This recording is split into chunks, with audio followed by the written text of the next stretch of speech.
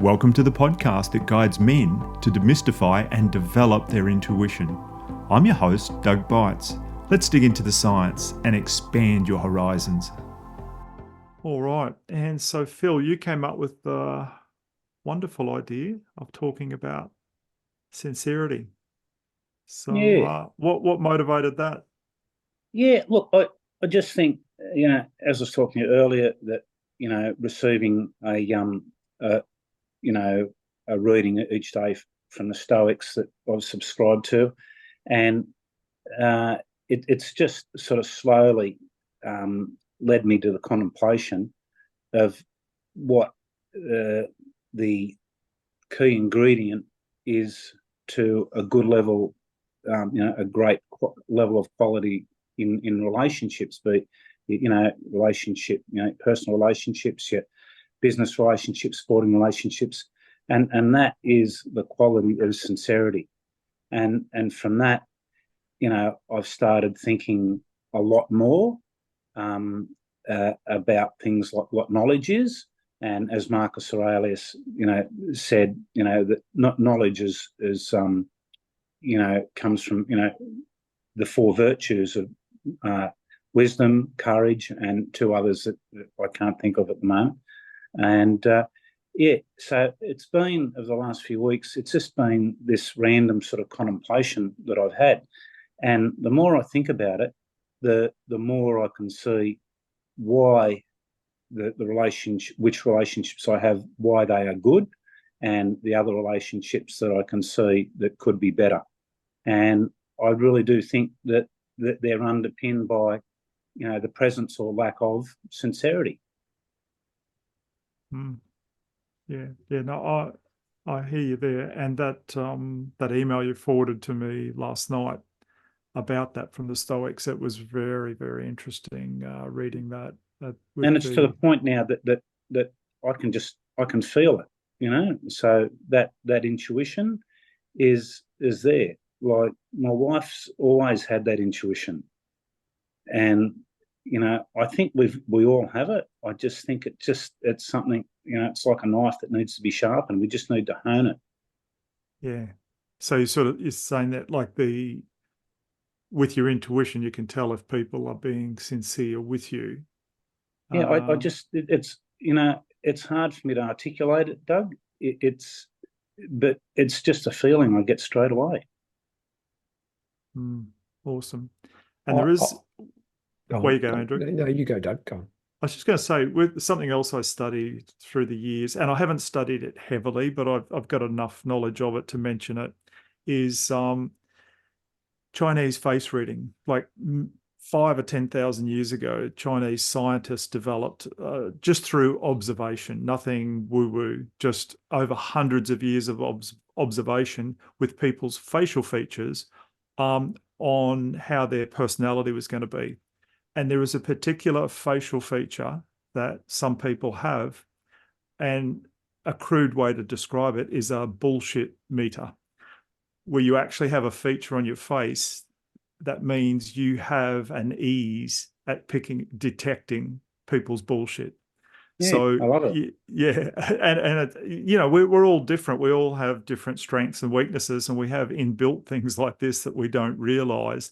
And yeah, it's just, and through the years, probably these facial features occur through the way we, when our emotions kick in, we hold tension in our faces in certain ways, and not even just tension, but uh, and through the years, this can cause a feature on your face that just, most people who have that feature on their face are able to detect other people's bullshit, or they're able to, there's just a million different things.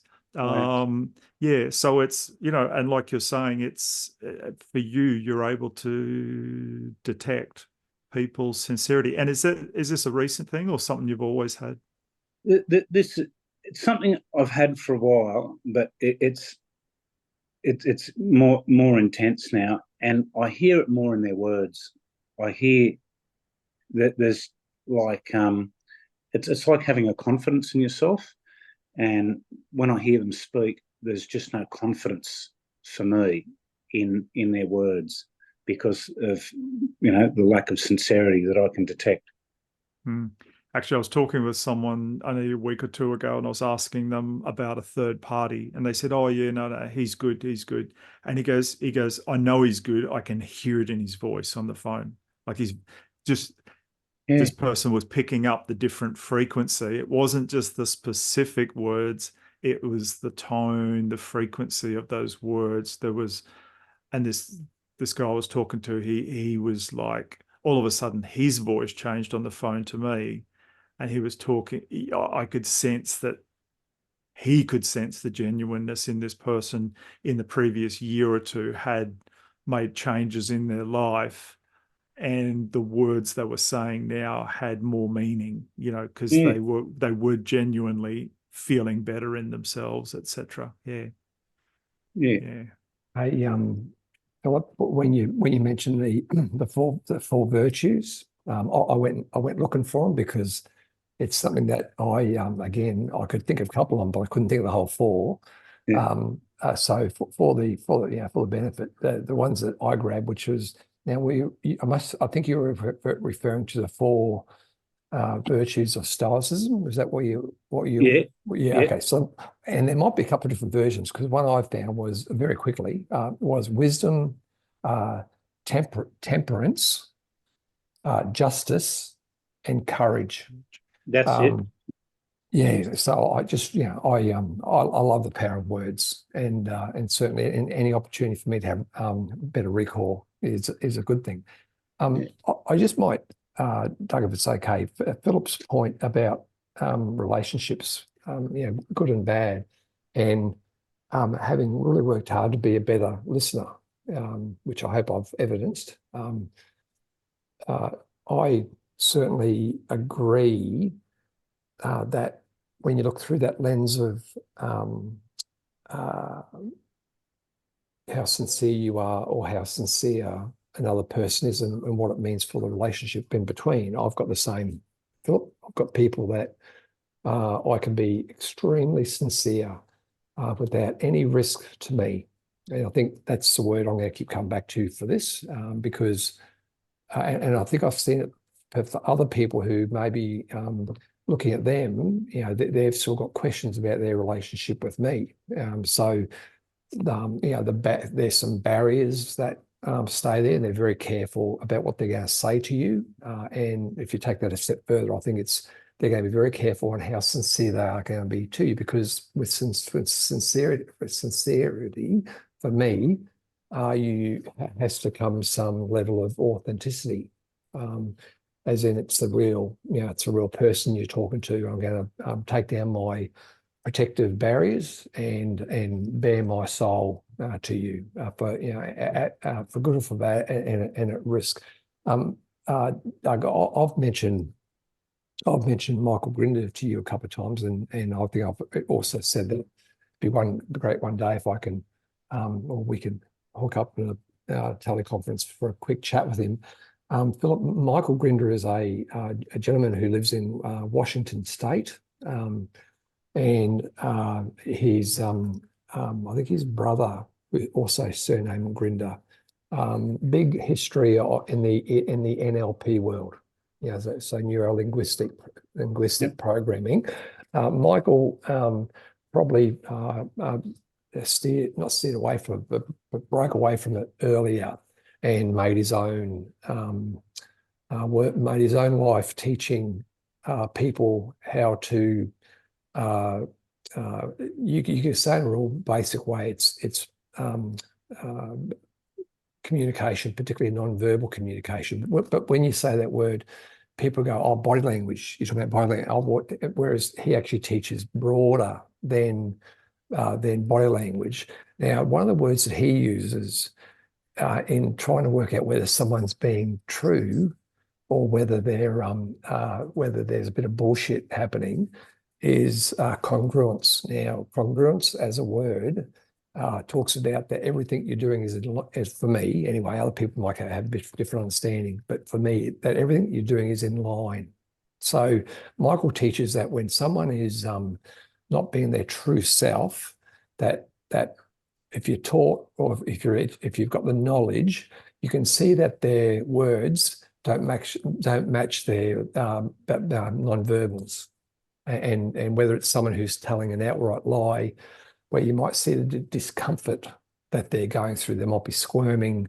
The eye contact is going to be all over the place. So it's quite an interesting world. It just reminded me, Doug, that even if you and I get him online one day, and then if we want, we can make it a group thing, because I think this group would appreciate. He's now a man of probably 82. Wow. And still teaching. He used to come to Australia pre-COVID. He would come to Australia once a year and teach to primarily the education centre, so education sector, I should say.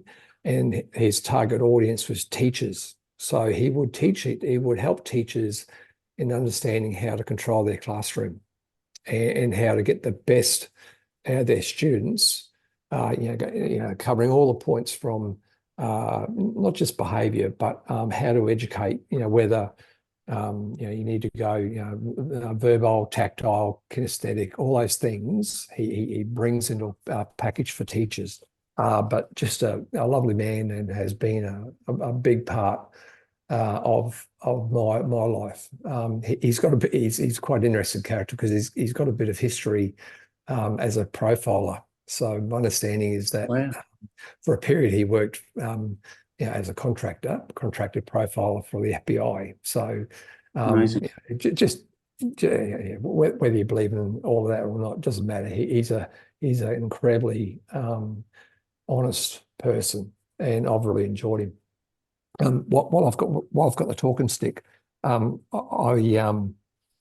sincerity as a word has great importance to me, and I must have read this probably 20 or 30 years ago, in understanding the background or the meaning of sincere. We all know what the term sincere or sincerity means applied, but the history of the word, because I always love the history of how the word, and it goes back hundreds and hundreds of years. If you look up the dictionary, you'll get things like pure, good, truth. Whereas if you keep digging, you'll find that you'll go into folk tales about how artists, whether they be Roman or broader, who used to work with marble to create busts of famous people. Apparently, at some stage in Roman, the more important a person you are, the more busts that you had on your front of your property. Gods or previous emperors or whatever. And why this was important was because the artists who would create these busts, if they were able to get good quality marble, then they could chisel it and create this wonderful thing. If the marble was not the best quality and had fine cracks all the way through it, the dodgy ones would use wax to paper over, sorry for that term, but to create a false finish on the bust. So when you looked at it, it looked just as good as a one made of better marble. But of course, when the sun came out, the wax would depart, and the cracks would be clear. So from that perspective, the term sincere come down to a meaning without wax, if you can get that point. And I think that's a great story. So whenever I hear, and because I've read that book a few times, and I've actually got that really clearly implanted in my mind, whenever people in a conversation, in a meeting, wherever, bring that word up, sincere, even to, not worst case, but strongest example, when someone says, "Hey, but I'm being really sincere," I think I sit there and I kind of look for the cracks in them. So it's funny how the meanings of words really stay with you. But I just thought I'd share that. There's debate over whether that's the true meaning of, or the background of sincere, or whether it's something else. And if you go down the wormhole of the internet, you'll find different people have got different views. But that parable of without wax, and the story of the good quality marble versus the poor marble really stays strong with me, and I probably use it subconsciously most days, where where I can feel like someone's trying to spin me, or not You being. see the cracks appearing. Yes, the cracks That's what appearing. I'm taking Yeah, out of it. Yeah, yeah, the yeah. cracks Anyway, appear. thank you, Doug, for letting me have the talk and stick for a while. No worries. Actually, that reminds me, I think it's the Japanese who, when they have a piece of fine china and they get a crack or it breaks, they'll repair it. Like if, it's a valuable piece, they'll repair it with gold. Wow. And that lasts. And so the cracks are obvious, but they're beautiful. And so it's not like hidden with wax where we're trying to cover something up and, brush over and still get the same payment and the same benefit for producing a substandard product, or offering ourselves.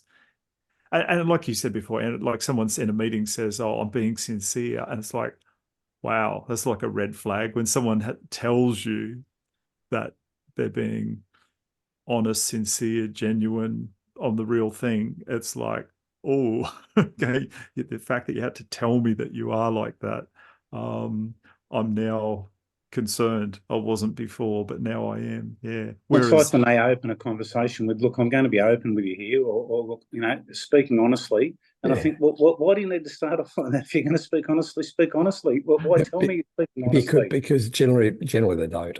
yeah, Yeah, yeah, yeah, yeah. Whereas yeah.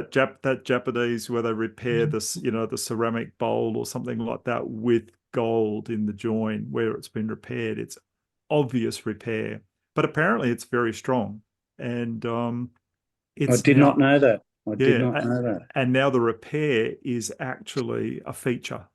So we've Wow. got a glitch in the piece because it's been broken, Can but you see all the gold? Can you see all the yes, gold over yeah, my you can cracks? see the gold in the crack, and Yeah, all yeah, over me, yeah, all over you. Yeah, yeah.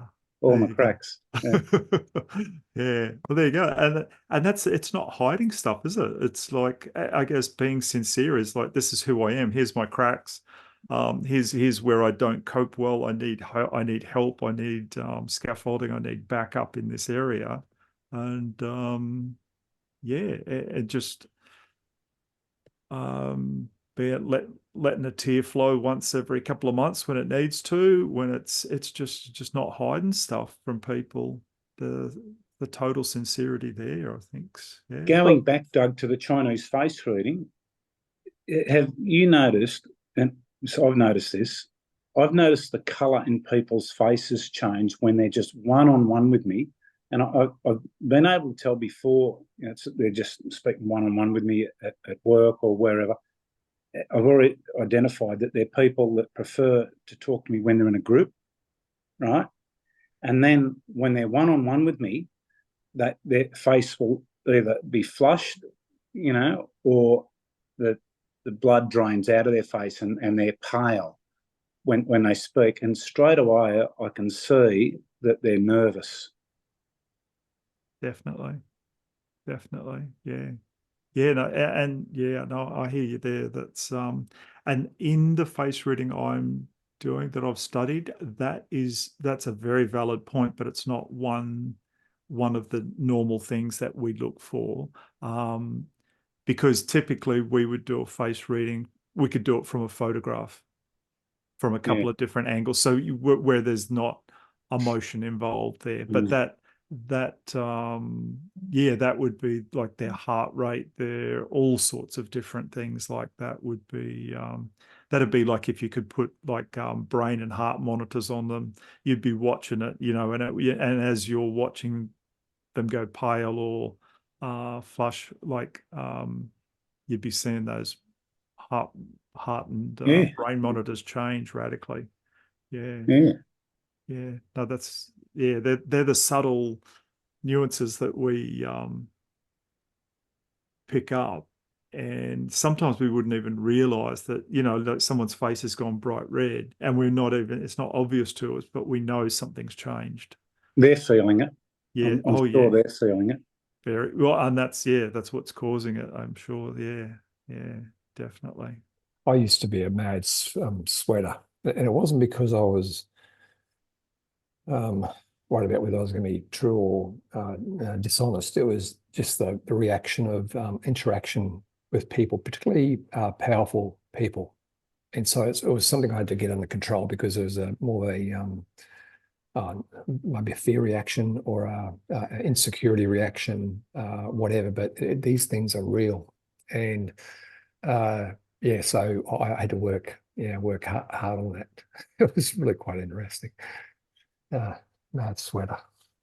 It's I had interesting. sweaty palms. I'd have sweaty palms, Andrew. Yeah, You know, when I'd be nervous. When you got no hair. It's running down your face. Phillip, it's interesting because yeah, your whole for me, the whole chrome, becomes wet and slippery. and you know, you feel like grabbing a towel and give yourself a towel off. Interesting you say that when you're around powerful people, but it's really when you're around people that you perceive to be powerful. True. Yeah, that's true.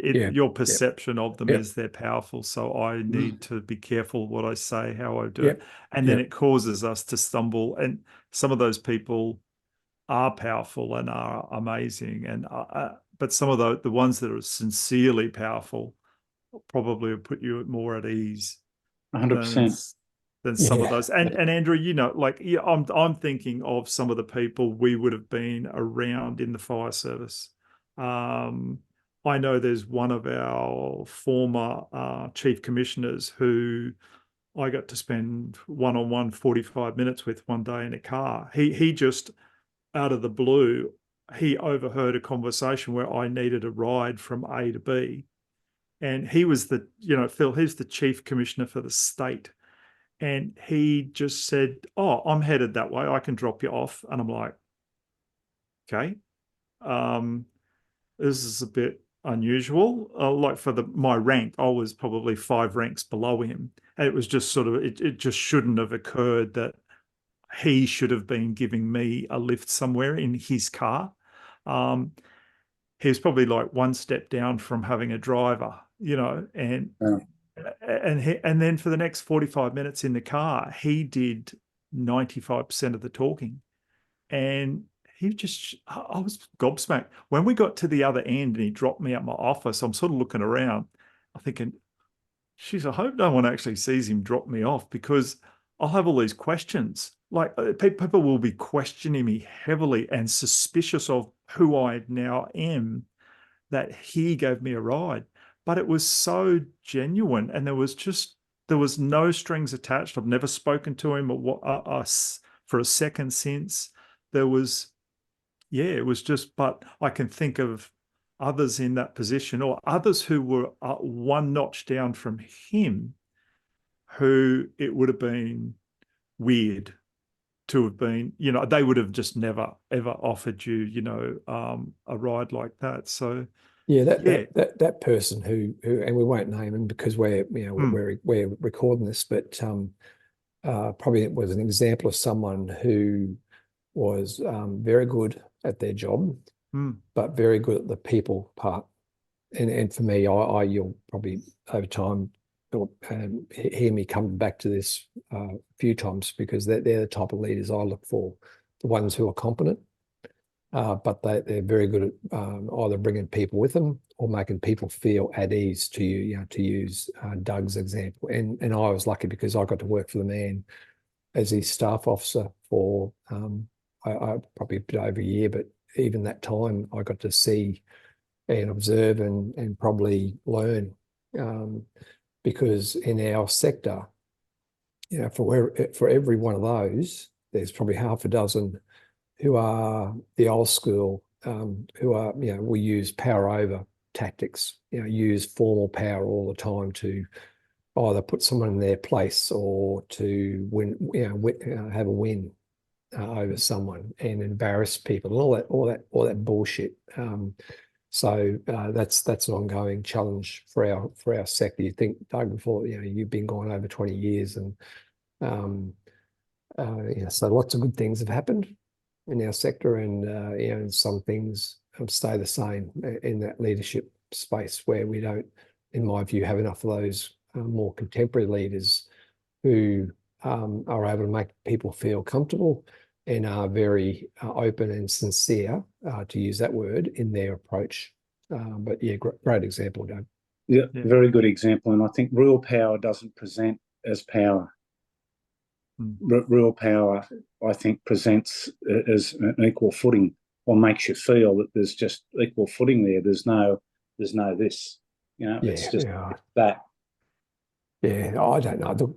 We spend a lot of time talking about why that is for our sector, but but it'd be a conversation about any sector or industry or who wears uniforms for a start. Because uniforms by nature, you're not before all the bling, all the different medals and all the rest of it, and that sends a message even before someone opens their mouth. So.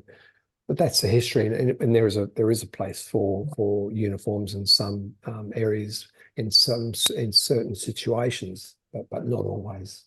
It's interesting. Hey, just talking about being real or being sincere, and I think either one of you gentlemen talked about being upfront or telling the truth, or whatever words you might have used. I'm going to mention Jordan Peterson here, and that's going to immediately potentially set polarize the group, depending where you stand with the guy. But one of his 12 rules was tell the truth, or at the very least, don't lie. And I think it's taken me a while to understand exactly what he's saying there, and I think that probably speaks to that when you have an engagement with someone. Because of the social nuances and maybe the amount of time you've met this person or know this person, or how much you trust them, and all these different factors, that will, in my thinking, express how far we're willing to go in that engagement. And so I think he says, whatever you do, you may choose to withhold information, and there's so many different scenarios. Like if it's a negotiation, the business negotiation, then we all understand that the acquisition of knowledge and when you're going to use it comes into play for a negotiation. But in the more general settings, then truth is always important to be present in it. But we all know that. There's sometimes a time and a place when we say something, and maybe the first conversation we have, or that situation that we're in, you saying something which might be true may not actually help that situation, or may make it worse. So I think what I'm trying to say here is that I try to be upfront, try to be straight. But there are times where, particularly humans, because of their, we all have that emotive part of us. There's times where you got to kind of pick when you're going to bring that information in, and I think that's what Jordan was trying to say. He's saying, don't lie. Tell the truth. At the very least, don't lie. And I think what he's saying is, if you need to hold that information back for a bit, then and bring it in when maybe the trust is built between the two parties, so that they're actually open to hearing the point you're trying to make.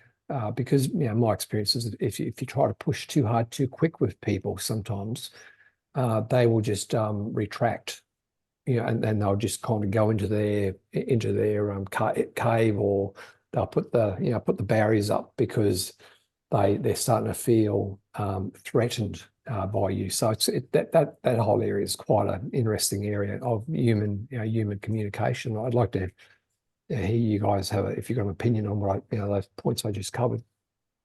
Yeah, for me, what came to me there, Andrew, is what you're talking about, and I've listened to Jordan many times, probably not in the last 3 to 6 months. I've hardly listened to him, but in the past I have, so I'm familiar with how his tone and how he describes things. But what came up for me there was in those conversations where, you know, you've got to pick your time to speak your truth. It's the energy of what's said as well. You know, there's the intent behind it, but sometimes words just need to be spoken, and or sometimes if words are spoken, the energy that they hold, if it's brought forth, that energy is brought forth at an inappropriate time, it will not have the same effect or benefit to all parties. You know, like if you're looking for a win-win in a negotiation or in anything like that, or if you're trying to make someone that you're close to see some wisdom that you think you have for them, there is a time to bring that energy forth. And it, you know, I mean, it's obviously it's invisible energy, but if you equated it over to something, say you had a blender at home and you were going to make a smoothie, I mean, there's a right time and a wrong time to put certain ingredients into the mix. You know, if you put the wrong ingredient in first and turn the blender on, you can create a mess. Whereas if you added them differently in a different order and powered the blender up at a different rate, you know, this is all something we can see, you could create something beautiful to consume. Whereas, so that energy in those words, whether it's, you know, it's 100% the truth, if it's brought forth at the wrong moment, that energy can have an effect that's very undesirable. And I know that's possibly not exactly where you were going, but that's what came out for me when you brought up that, because I could picture Jordan talking. Yeah, and Jordan, Jordan's nature, he's a bit kind of he wants to take that hill no matter what. And he thinks that the part of the solution to the human problem is that people aren't upfront and frank with each other. You know, so and that's what really well. So when you're a well-published author and doing world tours and all the rest of it, but for your general citizen who's in the trench every day, can't necessarily be big and bold all the time, or actually people get labelled a big ego, particularly in the the Australian culture. We have this incredibly strong tall poppy syndrome that if anyone is too bright and shiny and too loud, then we get the machete out and bring them down a little bit. And that's sometimes it's a good cultural thing to have as a country, but other times it doesn't help, because some people who bring something good to the table because they present it or offer it in a manner which is deemed culturally incorrect. They'll get their knees taken out, and this good idea or good offering is never to be seen again, which is sad. Yeah. I think it takes confidence to speak your truth of yourself without fear of condemnation. And I'm at a point, fortunately, in my life now where I can speak my truth as long as it's respectful. And I find that I have a more sincere group around me as a result of that. And, when you might like to, think about categorizing truths, there's also then uncomfortable truths. And the example I've got of that is, some discussions I've had, in the past years with my 3 kids, and, things that have happened within the family. There's uncomfortable truths, and there's times, as you were saying, Doug, that, you using energy as a guide to how, you deliver a truth, or whether you deliver that truth at all. If it's done with the right intention, the right energy behind it. So what is the intention behind delivering an uncomfortable truth? And then there's things like, that might be a truth that when I go and sit in an interview with someone or sit in a negotiation with someone that I've known for a while, and they've got a shirt on, and I think it looks shit, and I say, that's a really shit shirt you've chosen to wear today. Like, that's a really uncomfortable truth, but that's only from my perspective. And as you was both saying, that there's times to divulge a truth, and there's times to perhaps withhold it until the relationship is better to be able to share that truth. And that's, I think, sometimes as easy or complex, depending on who you are, as just feeling your way, as the old term, playing it by ear. Yeah, I think just to put my not spin, that's not the right word, my angle on what Phillip just covered about becoming more comfortable with your own truth, and the same thing has happened for me, Phillip, and I've been spending time thinking about, well, why is that I feel this level of comfort with being more open, more not direct, that's not the right word here, but more willing to present my truth versus where I was 10 years ago and 20 years ago, and certainly in the professional part of my life. I think that kind of takes us back to the part of the discussion that we were having with Doug describing, being in the car with that chief commissioner.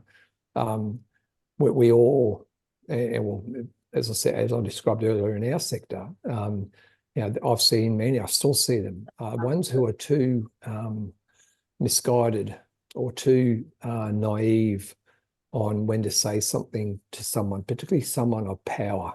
And maybe I'll use the example here. Someone with power who's got a fragile ego, and we've all seen those people who will make a point or will remember, what that person said, and potentially really impact that person's career or opportunities. So I think for me, part of this is me anyway, Phillip.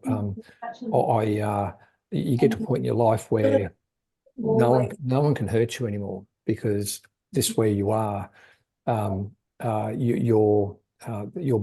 benefits that they're for you and being open for providing your truth far outweigh the risk that might have been there when you were a younger version of yourself. And maybe part of that's perception, that maybe back then I could have been more open more often. I'm still trying to work that out in my own head, but to come back where we started with Phillip's comment about being more comfortable, I'm exactly where you are, exactly where you are.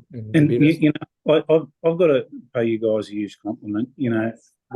Since you've kicked this off, Doug, a few months ago, what I have noticed is there's a theme that runs through the personality of all you guys, and that is a quality of strength.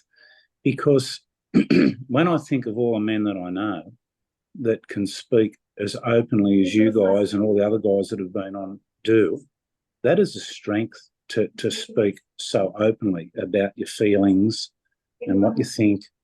And I think to myself, wow, how many guys do I know outside of this that have that strength to speak as openly as you guys do? I don't know many people that can. And so you guys really understand yourselves enough to be able to present warts and all and speak openly. And that level of sincerity, to have that level of sincerity, for me, identifies as strength in you. Yeah, Phillip, I think, and I'll let Doug answer for himself, but for me, if that's what I appear to be doing, it's because I'm more comfortable in my own skin now than ever before. And what goes with that is my the good things that I bring to this world, and the not so good things I bring to this world, because I'm still work in progress. So, but thanks to the observation. And so for me, it's not because I'm this wonderful and wise person. It's that the word I'll probably come to would be, I'm very accepting of myself, who I am right now, and I'm less fearful of having to put a mask on, to try to hide something away that I think people are going to judge me on. I'm not sure. Doug, what's your take on it? Oh, you're just about taking the words out of my mouth. I wish I was like this years ago. I've rarely ever felt like I belonged in any room. And Andrew, the meetings in the fire service, we would have when Andrew and I met, we both had desk jobs at that time, and we would often be in meetings all over the place, and I would be in there, and you'd be putting on your mask as you go into the meeting, and you'd do your da da da da, and you'd watch everyone else with their masks on, and it was rarely easy. It was whereas now, just not putting the mask on, life is just so much easier to me.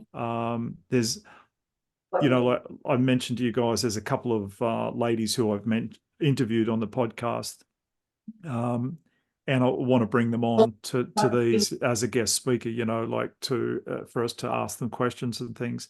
And one of those ladies, Katie, she's really opened up my eyes to a lot of things in recent months, listening. She has her own podcast and a couple of books out and stuff, and I've been listening, and just making me realize that who I am right now is who I need to be, and the more authentic I am and the more real I am as a person, all right, I'll let you go. Just the better and the easier my life will be, because that's my truth. That's who I am. And those masks that we put on just make life harder. And we think we're being sincere, but it's so challenging. We're not. It's it's hard for me to articulate that exactly how I'm feeling it, but and it's like, I'm 60 years old now. If not now, when? When am I ever going to be myself? I'm realizing that, and this might sound way out there, but I believe before I was born, I sat with wise counselors and semi-designed how my life would run. Not pre-planned, nothing's, set in stone, but it's just like, these are the things, like, Doug, you've told us this is what you want to achieve in this life. This is who you want to be at the end of your life. This is what you want to learn. This is where you want to head.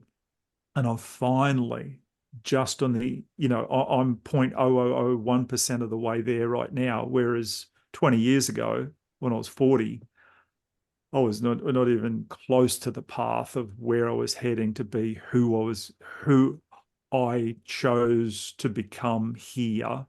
And I'm finally getting a vision of that.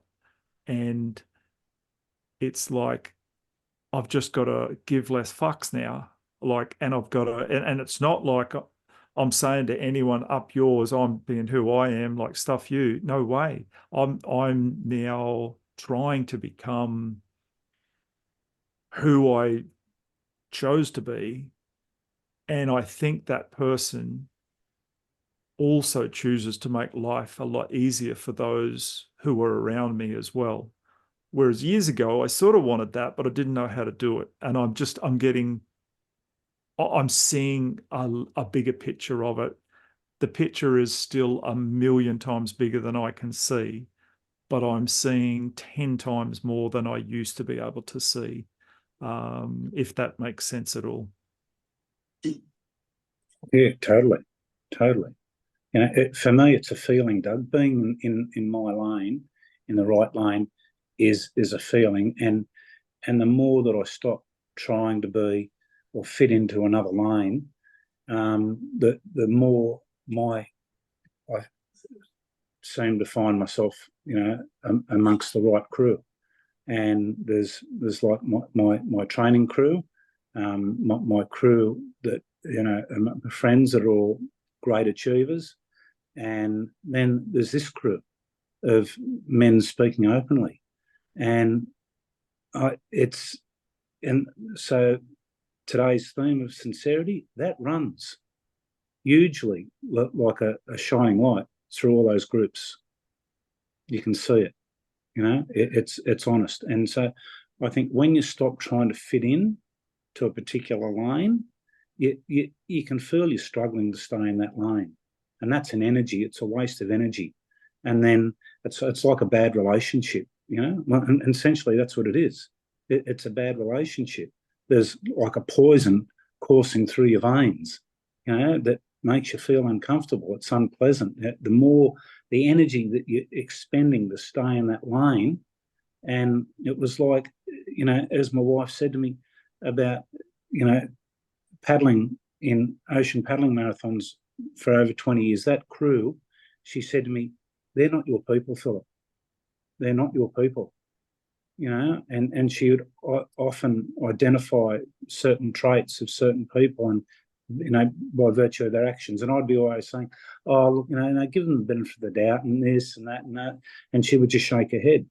Now that I've stopped doing that, I can feel it's much easier for me to be in the lane that I'm in these days. And I'm not trying, I'm just being me, and I'm more accepted for that. And it's just a much more pleasant exchange of energies with those people. Yeah, I think that's a wonderful observation and reflection. But it takes a while to do it. Why have I been so stupid for so long? Why has it taken all this time? And Marcus Aurelius, and the four virtues, wisdom as knowledge, in hindsight, everything is, we've got to learn, some of us by experience, don't we? Yeah. I don't think we have to live lives with these traits and with these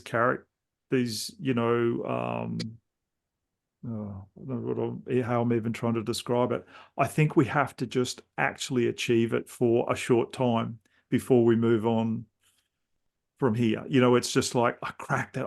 I actually got it. And then like, boom, okay, I don't have to live that life for 50 years. Because then you'd be stuck. We've got to be, you're either growing or dying. It's what's it, atrophy and entropy, or what the terminology, and if we're not growing, we're dying. So I think we can't hit these higher levels like we're sort of, and I feel like I'm hitting higher levels in the last couple of years. But in 5 or 10 years' time, I think at the same rate of progress, I'll be miles ahead of where I am now. And at the end of my life, when like minutes before I take my last breath, if I've just hit another level then, and I feel like, oh, wow, yeah, oh, now I understand that so much better, or that's so much better. Like, I think I'll have achieved it. Like, the ticks in the box, it's like, yes, you've left this life and you have grown. It's like, say a piece of fruit growing. It's, an orange ripening on a tree. It can't sit on that tree perfectly right for 5 years. There's only a moment in time. There's a day or two where it's at its peak and it's at its best to eat and going to give you the most flavor and nutrients to the person who has the benefit of eating it. And I think we're like that, where we just, and I hear what you're saying, Phil, and for me, it's almost like a frustration. It's why couldn't I see this when I was 15? Like, instead of, yeah, how much, but then some people at 15 probably can see what we see now. And when they were 60, they were Marcus Aurelius or whoever. I don't know, it's as long as we keep moving forward, expanding, and we're not just sitting in our stuff and start deteriorating. when you're energetic people like us, when we have an energy, and it for me, it's like if you're in the wrong lane, you feel the drain of that energy. And when you're in the right lane, it's just an exchange of that energy. And it's so interesting, the analogy you just used about the bit of fruit ripening on the tree, because I was just about to say, and I was thinking at the same time that you were talking, that putting energy in the right area is like growing a tree in the right soil. If it's not in the right soil, it's not going to grow. You know, if it's in good soil, it'll grow. If your energy's in the right place, it's going to elevate. You're going to elevate each other. And there's more to be achieved through a cooperative effort than one out. And when you're in the wrong lane and you're putting energy in the wrong area, it's just being drained out of you. That's my perspective on it. And since I've made a conscious effort not to try to fit in, and so I've walked away from those lanes, you know, or those organisations or those people, you know, I've found that things are better, more peace, you know, better relationships with people as a result of making that conscious decision of where not to put my energy. Yes, spot on. Agree. Yeah, yeah. And the fruit on your tree is better, sweeter, more abundant. Yeah. Yeah, you know. I did a podcast recently with a guy called Beitz, and he interviews a lot of sports people. And I said to him during it, I said, if you had told me, you know, 10 years ago that my friends would be who they are now, I would have laughed in your face.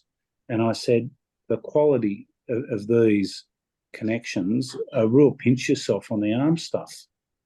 And that's been through an effort on my part of not to try and fit in. And so I've just found my crew, the right people that I belong amongst, by not trying to fit in to this other lane. And it's wonderful just by letting go. It's like the veil's off, and I've just gone, oh wow, how good's this? But it's something you got to find. It's not something you can teach. If I could find a way to teach that to people, to how to see what I've felt and to articulate it, I think it could save people time, you know, that they're wasting. Yep. I get you. I hear you. And actually, in another month or two, I'm planning on running for anyone you know who wants to develop their intuition. I'm going to start running. You know, like we've had these Zoom classes with people who are at higher levels. So for people who would just want to try and get into the field, I'm going to start running some once a week, just similar to like this. But in this, I'm just facilitating. In those, I'll be teaching, drawing people out, and that sort of thing. And yeah, so if you know any up and coming men, and it's for men, this one, who have an interest and who don't have a clue with intuition but have an interest, yeah, let them know.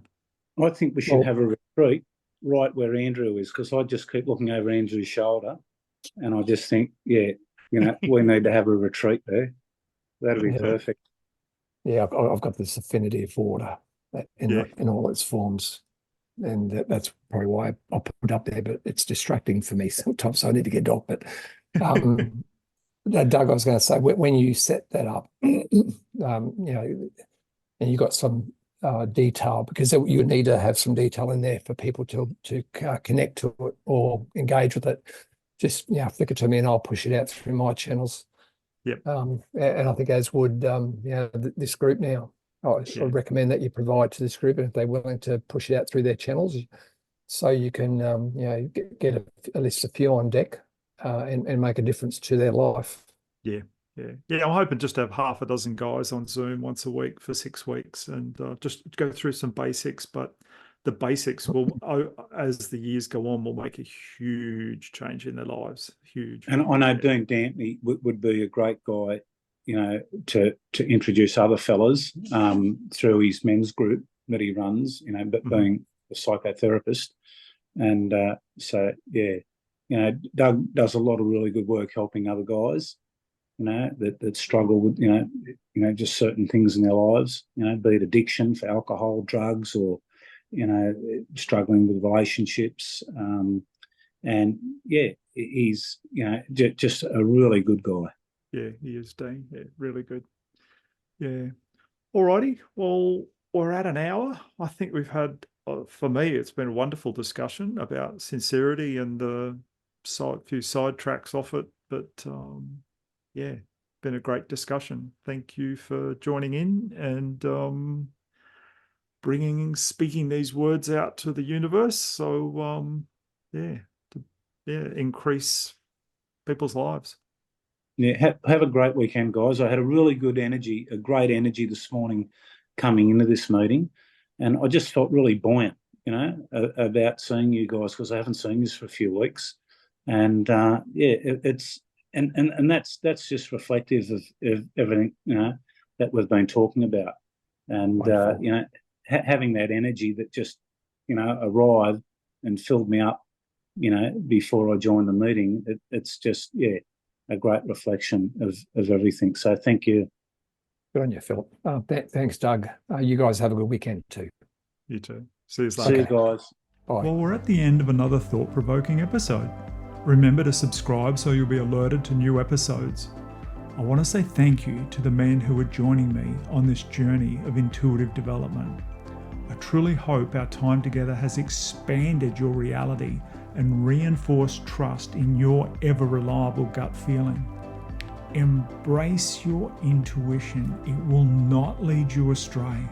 Until next time, stay tuned, stay curious, and trust your gut.